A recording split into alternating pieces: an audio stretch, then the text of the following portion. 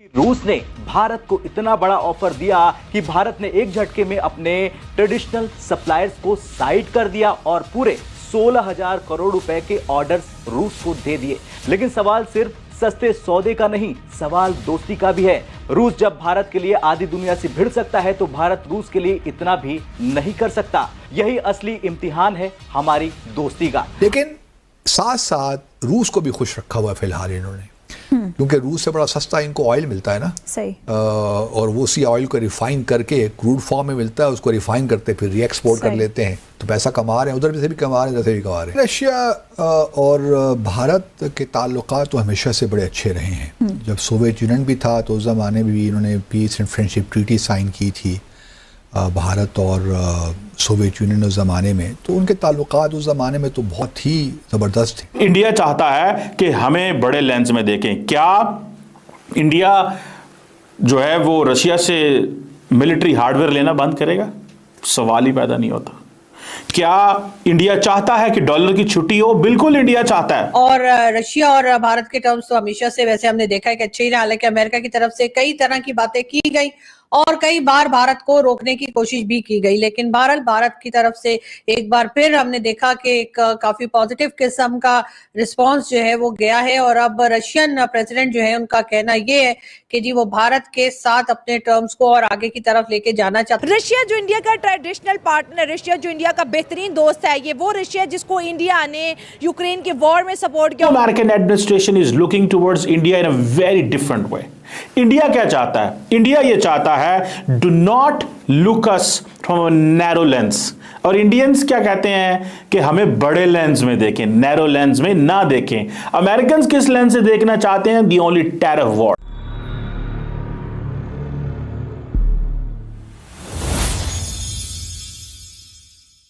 Hello friends, जय हिंद। क्रिकसेल हिंदुस्तान में आपका स्वागत है। दोस्तों, दुनिया भले ही भारत के खिलाफ हो जाए, लेकिन रूस भारत का सच्चा मित्र है और हमेशा रहेगा। हालांकि इस समय रूस कई मुश्किलों से जूझ रहा है। पूरा यूरोप, अमेरिका, ऑस्ट्रेलिया और न्यूजीलैंड उसके खिलाफ खड़े हैं, जिससे वह आर्थिक रूप से दबाव में है। युद्ध के बढ़ते खर्च के बीच रूस को पैसों की जरूरत पड़ी तो उसने भारत से 16,000 करोड़ रुपए के पेट्रोलियम उत्पाद खरीदने का अनुरोध किया। भारत ने भी बिना देरी किए यह सौदा कर लिया, जिससे उसे सस्ता तेल और गैस मिली। इसके चलते भारत ने सऊदी अरब, कतर, ईरान और वेनेजुएला से आयात कम कर दिया। जैसे ही भारत ने रूस से यह डील की, पश्चिमी देश और अमेरिका भड़क उठे। लेकिन भारत ने साफ कर दिया कि जब हम पर संकट आता है तो रूस ही हमारे साथ खड़ा होता है। पाकिस्तान भी चौंक गया कि रूस भारत को इतनी छूट पर तेल दे रहा है, लेकिन उसे नजरअंदाज कर रहा है। रूस ने भारत को 14 से 15 डॉलर प्रति बैरल का भारी डिस्काउंट दिया, जिससे तेल की कीमतें घटी, भारतीय रिफाइनरियों को फायदा हुआ और रूस को आर्थिक सहयोग मिला। यह डील भारत और रूस की अटूट दोस्ती का एक और सबूत है।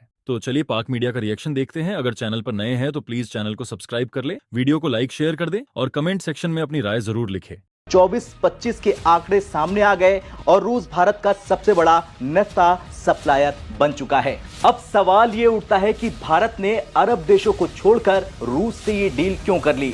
दरअसल रूस ने भारत को 14 से 15 प्रति डॉलर का भारी डिस्काउंट दिया, जिससे इंडियन रिफाइनरीज अपने ऑर्डर्स कैंसिल कर रूस की ओर भागी। भारत और रूस की जो दिफाई मैदान में कुर्बतें उनको डिस्कस करेंगे। सो ये इन कुर्बतों को आप किस जानिब झुकता देखते हैं? देखिए, रशिया और भारत के ताल्लुकात तो हमेशा से बड़े अच्छे रहे हैं। जब सोवियत यूनियन भी था तो उस ज़माने में भी इन्होंने peace and friendship treaty sign की थी भारत और सोवियत यूनियन उस ज़माने में, तो उनके ताल्लुकात उस ज़माने में तो बहुत ही ज़बरदस्त थे, क्योंकि जो मेन सप्लायर था आर्म्स का भारत को, वो सोवियत यूनियन ही हुआ करता था। और 70 to 80% आप कह लीजिए जो डिफेंस इन्वेंटरी थी भारत की, वो रशियन सप्लाइड आर्म्स ही की थी। लेकिन कोल्ड वॉर के ख़त्म हो जाने के बाद 1991 में काफ़ी तब्दीलियाँ आई, लेकिन साथ साथ रूस को भी खुश रखा हुआ है फिलहाल इन्होंने, क्योंकि रूस से बड़ा सस्ता इनको ऑयल मिलता है ना। सही। और वो उसी ऑयल को रिफाइन करके क्रूड फॉर्म में मिलता है, उसको रिफाइन करते फिर रीएक्सपोर्ट कर लेते हैं, तो पैसा कमा रहे हैं, उधर से भी कमा रहे हैं, इधर से भी कमा रहे हैं, चक्री हैं। अच्छा उसमें ये है कि अभी इनके जो डिफेंस मिनिस्टर हैं राजनाथ सिंह साहब, वो गए हुए थे भारत। इनका एक है, अल्लाह भला करे आपका, एक मिलिट्री कोऑपरेशन कमीशन है। India, Russia, military and technical corporate commission है, इंटरगवर्नमेंटल कमीशन है।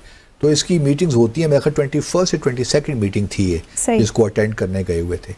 तो रशिया में ये भी आपको बताता चलूँ कि पिछले जब से यूक्रेन वॉर शुरू हुई है तो भारत कुछ प्रॉब्लम्स फेस कर रहा है, क्योंकि इसको वो स्पेयर्स नहीं मिल रहे, सखोई जो इनका फाइटर जेट है उसके लिए, इसी तरह जो T-90 मेन बैटल टैंक है उसके स्पेयर्स नहीं मिल पा रहे।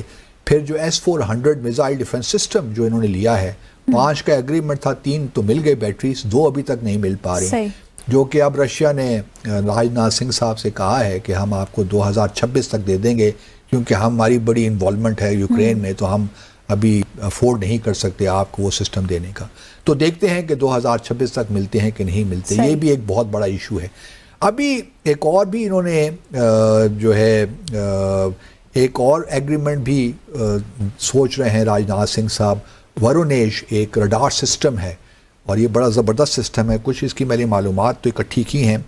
ये तकरीबन आप कह सकती हैं कि 8000 किलोमीटर वर्टिकल चीज़ है ना, उसको देख सकता है बुलंदी पर, डिटेक्ट कर सकता है ये रडार, और 5000 हॉरिजॉन्टली, मतलब 5000 की दूरी तक। तो इससे आप अंदाज़ा लगाएं कि कितना ज़बरदस्त रडार सिस्टम होगा।